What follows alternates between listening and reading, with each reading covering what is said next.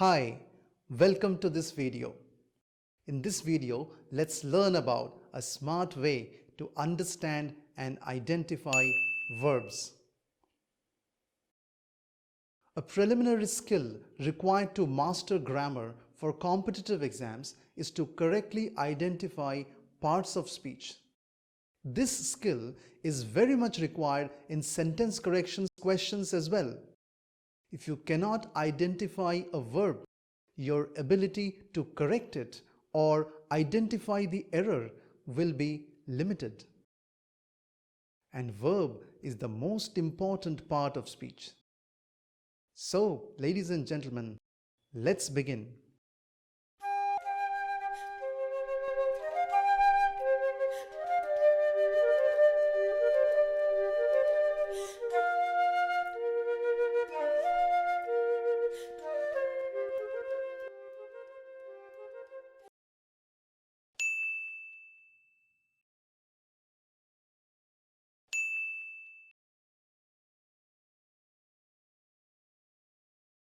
Let's take a look at this sentence.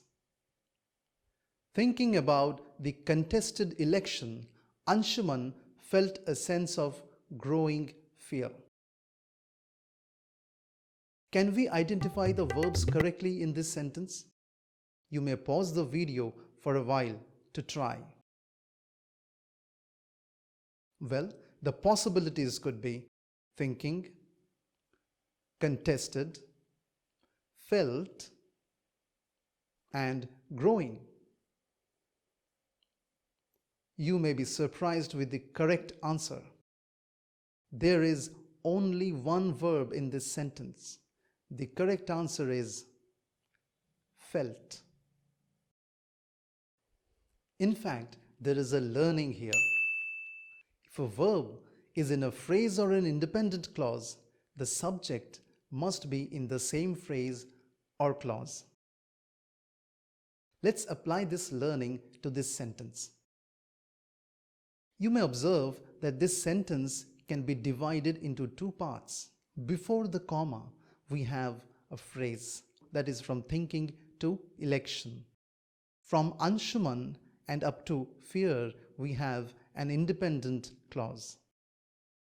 So thinking, which is in the phrase, cannot have the subject as Anshuman because Anshuman is in an independent clause.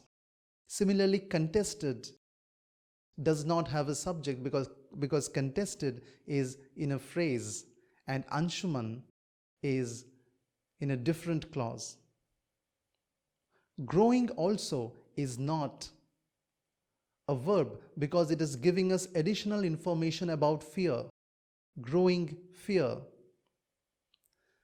So thinking is a gerund. Contested and growing, these are adjectives because they give additional information about the noun. Contested gives us additional information about election. What kind of election? Contested election. And growing gives us additional information about fear. What kind of fear? Growing fear. So, as we can see, we have to learn verbs in a smart way. A verb is a word or phrase that has a subject. Please check our video on subject-verb agreement for a better understanding of this principle. Now, let's look at a textbook definition of the verb. A verb is a word or phrase that describes an action like walk, talk, etc. Then an experience like see, smell, etc. And third, a state of being like is, was, etc. With this, we come to the end of this section.